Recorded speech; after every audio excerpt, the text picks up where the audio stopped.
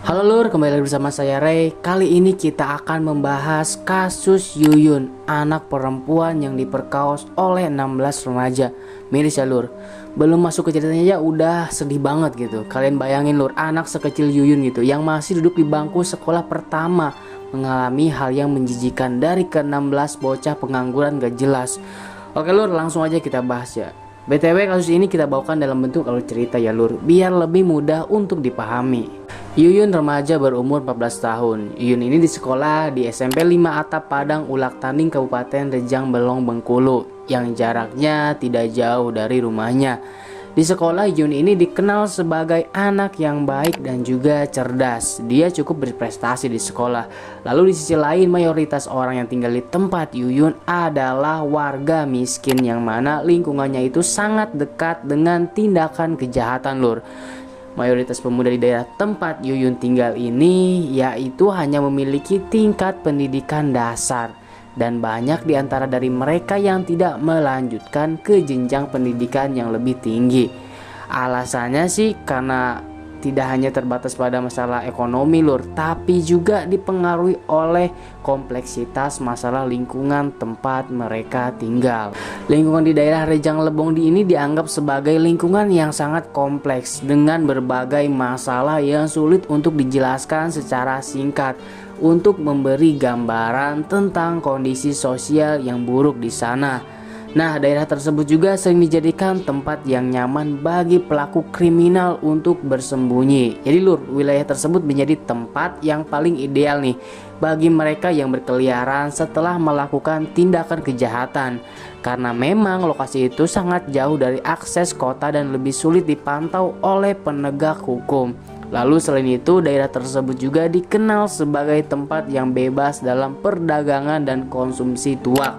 Jadi Lur, tuak adalah minuman tradisional yang beralkohol. Banyak orang di kampung Yuyun ini yang dengan terang-terangan membeli dan mengkonsumsi minuman beralkohol tersebut.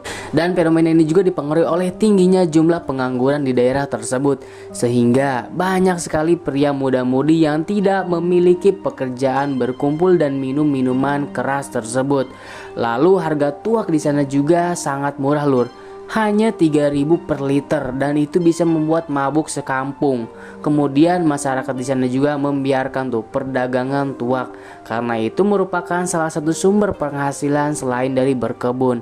Lalu di samping itu anak-anak yang masih sekolah di daerah tersebut sudah terbiasa dengan lingkungan minuman keras tersebut dan banyak orang tua yang membodoh amatkan atau membiarkan anak-anaknya yang masih di bawah umur mengkonsumsi minuman tersebut. Bayangin Lur. Lalu singkat cerita, pada tanggal 2 April tahun 2016 ada 14 pemuda yang sedang mengadakan pesta tuak. Mereka berkumpul di sebuah tempat dan menggunakan uang sebesar 40.000 yang mereka kumpulkan untuk membeli tuak dari salah satu penjual yang terkenal di daerah tersebut. Setelah mereka membeli tuak, mereka pun langsung berpesta menikmati minuman tradisional itu. Lalu dari 14 pemuda itu 7 diantaranya masih di bawah umur, termasuk beberapa pelajar SMP yang merupakan kakak kelas dari Yuyun. Lalu sekelompok 14 pria tersebut mereka dipimpin oleh seorang yang bernama Zainal yang merupakan orang yang paling tua di antara mereka dengan usia 23 tahun Lur.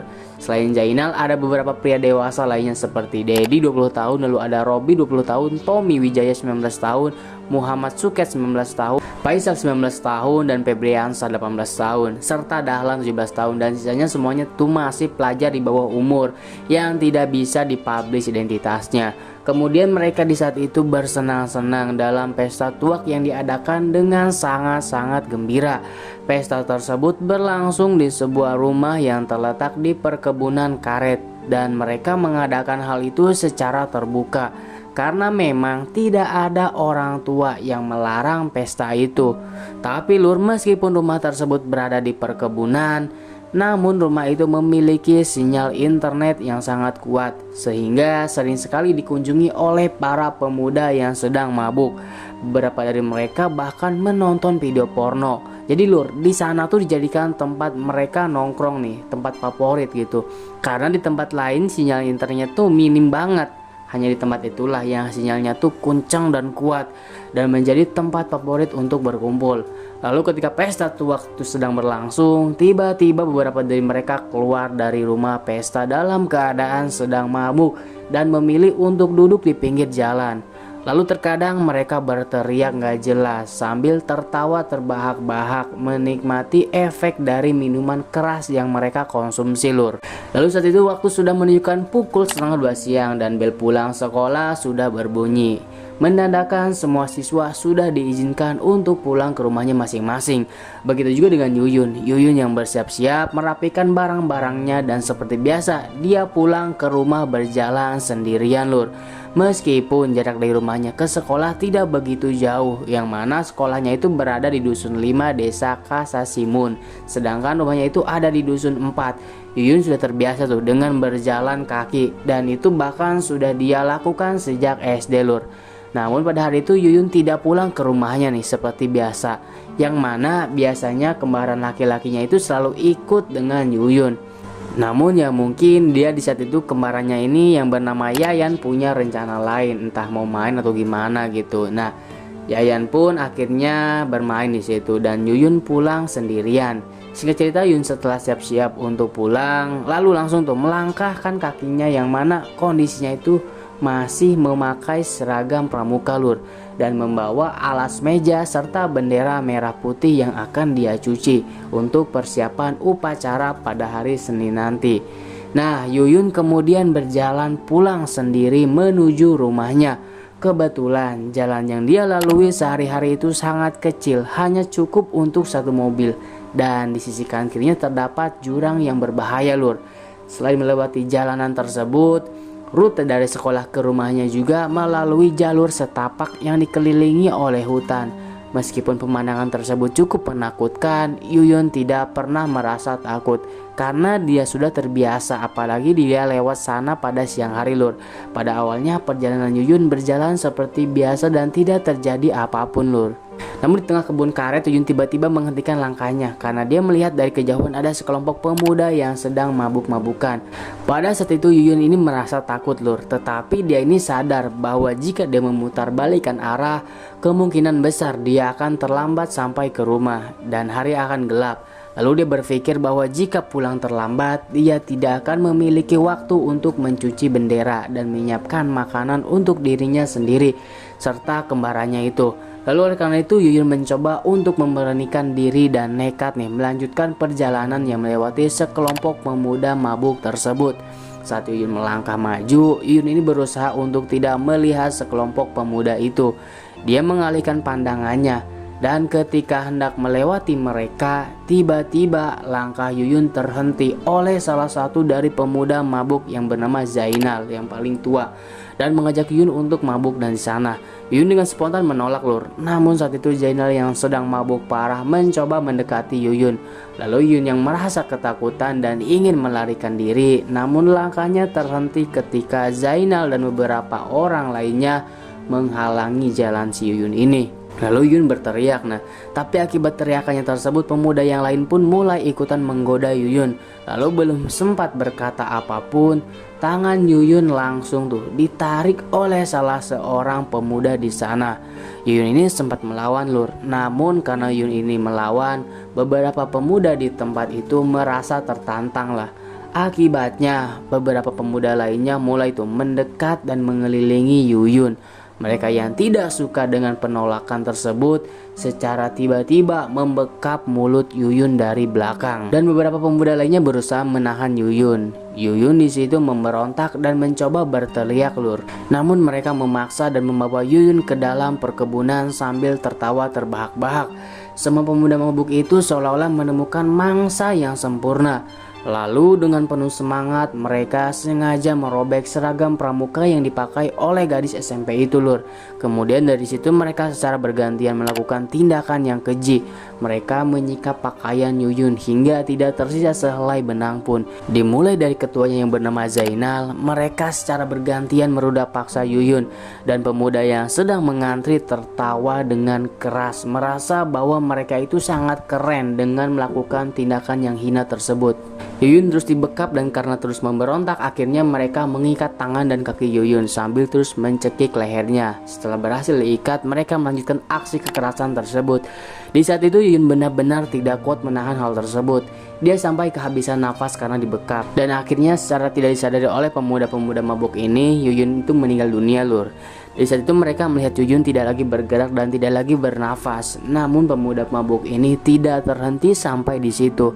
Mereka malah mengulangi perbuatan itu 2 bahkan 3 kali secara bergantian. Mereka hanya berhenti setelah mereka semua puas dengan perbuatan hina itu. Dan untuk memastikan bahwa Yuyun benar-benar telah meninggal, 2 di antara pemuda itu bahkan sempat mengambil kayu balok dan memukulkan kayu balok itu ke arah kepala Yuyun sampai cairan merah mengucur deras nih. Lalu setelah yakin bahwa Yuyun benar-benar tidak bernyawa, barulah mereka semua ini tertawa puas. Lalu salah satu di antara mereka pun bertanya, kemana harus membuang jasad Yuyun ini? Lalu para pemuda tersebut langsung memutuskan untuk membuang jasad Yuyun. Kemudian mereka mengangkat tubuh Yuyun dan melemparkannya ke dalam jurang yang tidak jauh dari tempat mereka berada. Setelah yakin bahwa semuanya aman, mereka pun kembali ke tempat mereka semula dan tertawa dan berbicara dengan sangat riang seperti tidak terjadi apapun, Lur. Lalu ketika waktu sudah menjelang sore, para pemuda itulah kembali ke rumahnya masing-masing. Dan sebelum mereka berpisah, mereka ini membuat janji untuk menjaga rahasia tentang kejadian tersebut. Lalu di sisi lain, kembarannya Yayan mulai merasakan cemas. Dia di saat itu berpikir mungkin kembarannya ini sedang menginap di rumah temannya, tetapi tidak memberikan kabar karena hal itu tidak biasa baginya. Dan dia bertanya-tanya kemanakah Yuyun ini pergi. Lalu Yayan mencoba untuk positive thinking, Lur, dan menganggap bahwa Yuyun ini mungkin ya sedang menginap itu di rumah temannya. Lalu tibalah keesokan harinya dan Yuyun masih juga tidak ada kabar. Karena merasa ada yang tidak beres, makanya Yan ini saat itu mencoba menghubungi beberapa temannya untuk menanyakan keberadaan Yuyun. Namun, Lur, tidak ada satupun yang tahu di mana keberadaan Yuyun ini. Dan karena tidak mau ambil pusing sendirian, Yayan di situ mencoba mengabari kedua orang tua mereka. Dia menghubungi kedua orang tua mereka dengan berkata, Yuyun tidak pulang dari kemarin. Dia khawatir dan tanya ke teman-temannya, tapi nggak ada yang tahu kemana Yuyun ini pergi. Lalu kedua orang tuanya di saat itu merasa ada yang tidak beres karena hal ini tidak biasa dilakukan oleh Yuyun. Yang akhirnya mereka segera pergi meninggalkan kebun dan kembali ke rumah untuk mencari tahu apa yang sebenarnya terjadi kepada anak perempuan mereka tersebut. Lalu setelah tiba di rumah, orang tuanya melakukan segala upaya tuh yang mereka bisa. Mereka mencoba menanyai teman-teman sekolah Yuyun. Lalu juga sempat menghubungi guru-guru di sekolah Yuyun dan beberapa orang yang sering bermain dengan Yuyun ini. Namun tidak ada satupun yang mengetahui keberadaan Yuyun. Bahkan warga sekitar yang mengetahui kalau Yuyun ini sudah hilang ikut tuh membantu di dalam pencarian tersebut. Namun seperti biasa, para pelaku yang sebenarnya masih tinggal satu lokasi dengan Yuyun di saat itu pura-pura ikut turut mencari Yuyun. Yang bahkan beberapa pemuda yang tahu bahwa warga sedang mencari Yuyun itu kembali tuh ke hutan atau ke jurang tempat mereka membuang jasad Yuyun. Mereka di sana menutupi tubuh Yuyun dengan daun pakis-pakisan agar tidak ketahuan. Lalu pada tanggal 3 April, meskipun kedua orang tuanya dan warga sudah melakukan pencarian dengan sangat ekstra, mereka tidak berhasil menemukan Yuyun sama sekali. Mereka merasa khawatir terjadi sesuatu kepada Yuyun. Hingga pada malam harinya mereka mengadakan yasinan nih untuk mendoakan Yuyun agar Yuyun segera ditemukan dan kembali ke rumah. Lalu di samping itu mereka masih tidak menyerah nih. Hingga tanggal 4 April tahun 2016, keluarga Yuyun dan warga terus melakukan pencarian. Semua orang yang ikut menyisir seluruh area kebun termasuk parit dan juga tebing, tapi tidak menemukan jasad Yuyun. Lalu tidak lama kemudian ada seorang warga berumur 45 tahun yang inisialnya DA. Mereka menemukan sesuatu di bawah tumpukan daun pakis-pakisan. Awalnya dia menemukan hal itu gara-gara dia tersandung, dan setelah dia memastikan apa yang menyebabkan dia tersandung, matanya langsung terbelalak kaget. Dia melihat jasad seorang perempuan yang hampir tanpa busana. Posisinya telungkup dengan tangan terikat dan wajahnya penuh dengan lebam. Warga yang bernama Dea ini langsung berteriak dengan sangat keras. Penemuan itu pun menggembarkan warga kampung. Ibunya yang mendengar kejadian tersebut menjadi teriak histeris. Sementara ayahnya yang masih tidak percaya langsung mengalami shock berat. Lalu mereka bersama warga tuh langsung mendekati area tersebut dan benar saja, Lur, itu adalah anak mereka Yuyun. Singkat cerita, salah satu warga pun langsung melaporkan kejadian ini kepada pihak kepolisian. Dan setelah laporan tersebut, pihak kepolisian segera melakukan evakuasi korban dan mengamankan tubuh Yuyun untuk dilakukan autopsi. Sementara menunggu hasil autopsi, polisi juga mengumpulkan beberapa barang bukti dan mencari saksi di sekitar lokasi kejadian terdekat. Mereka tidak tinggal diam dan melakukan segala upaya yang mereka bisa. Dan tepat tanggal 8 April tahun 2016, hasil otopsi dan sidik jari membantu polisi menemukan beberapa tersangka. Pelaku yang terdeteksi di saat itu ada 3 nama pelaku lur yang melakukan hal keji tersebut. Tanpa berlama-lama, pihak kepolisian pun langsung melakukan operasi penangkapan terhadap 3 tersangka. Yang pertama ditangkap adalah Dedi, dan yang kedua adalah Tommy, dan yang seorang lagi masih di bawah umur dengan inisial DA. Saat ditangkap, mereka langsung dimintai keterangan, dan dalam pengembangan kasus mereka di saat itu tidak banyak mengelak. Lalu atas tekanan dan pertanyaan polisi, akhirnya mereka mengakui perbuatan itu, dan bahkan selama diinterogasi mereka tidak ingin menanggung semua bebannya itu sendirian dan mengungkapkan seluruh pelaku. Dari situlah lur, operasi ini pun kembali dimulai untuk menangkap sisa sekitar 11 pelaku lainnya. Di samping itu, ke-11 pelaku yang sudah mengetahui kalau 3 temannya mulai ditangkap, mulai mencoba untuk melarikan diri. Yang mana salah seorang yang paling muda berinisial JF ini, dia lari masuk ke dalam hutan di kawasan Taman Nasional Lombok. Pada saat itu dia melarikan diri dengan membawa beberapa keperluannya saja.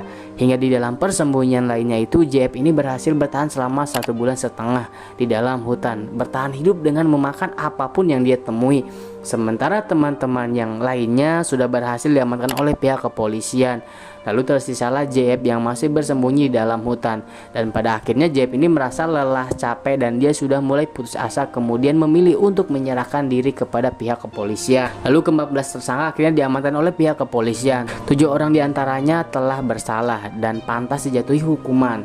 Dalam proses persidangan yang dipimpin oleh Henny Farida, majelis hakim tersebut menjatuhkan vonis hukuman mati kepada Zainal yang dianggap sebagai otak kejahatan. Sedangkan 4 orang lainnya yaitu Sukat, Faisal, Bobby, dan Denny divonis 20 tahun penjara serta denda sebesar 2 miliar.